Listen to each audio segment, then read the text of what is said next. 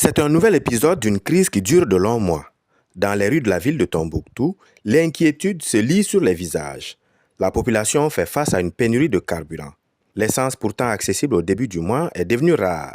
Les stations-service sont désertes, tandis que les rares points de vente informels sont pris d'assaut. Une situation qui s'explique par plusieurs facteurs. Rien ne rentre. Et c'est ce qui fait notre problème aujourd'hui. On n'a même pas un seul litre dans nos maisons. Si vous voulez envoyer les autorités, ils n'ont qu'à fouiller commanderie, surtout les grossistes et commanderie, les grands marchés de commanderie et revendeurs. Ils ne trouveront même pas un commanderie indemne. Cette nouvelle pénurie qui met à rude épreuve les habitants constitue pour les transporteurs un défi de plus. Pour nombre d'entre eux, le carburant est devenu un luxe. Le prix du litre a doublé selon les quartiers. Nous avons vraiment un problème de ravitaillement en essence.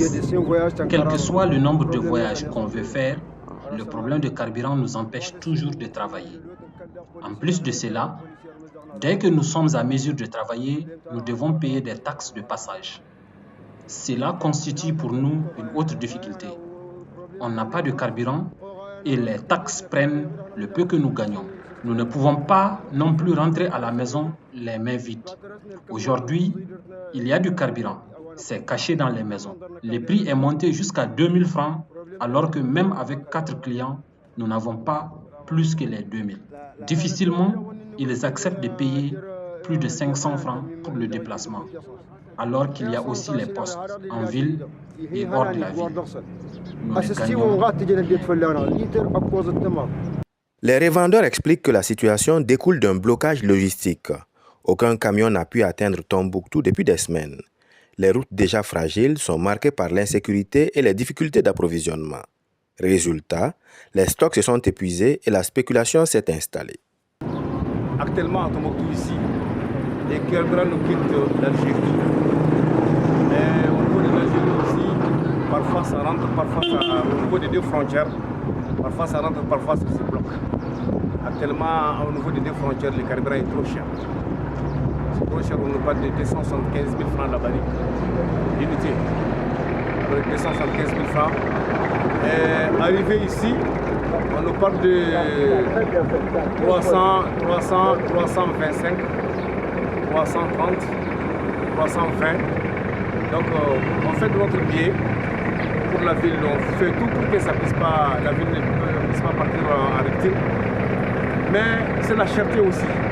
Les tricycles, essentiels pour le transport de marchandises et de personnes, sont particulièrement touchés. Les chauffeurs, incapables de remplir leurs réservoirs, réduisent leurs activités ou augmentent les tarifs. Les familles, elles, peinent à se déplacer et les commerçants voient leurs coûts exploser. La vie quotidienne est affectée par cette crise énergétique qui génère parfois des tensions entre revendeurs et clients.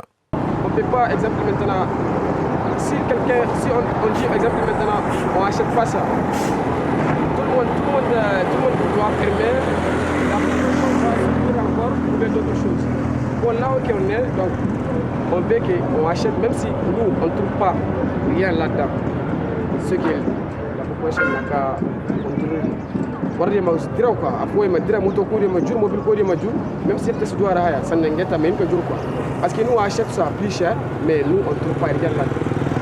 Ce n'est pas la première fois que Tombouctou fait face à une telle situation.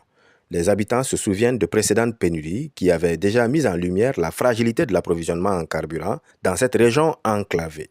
Chaque crise rappelle la dépendance de la ville au convoi routier et l'absence de solutions durables.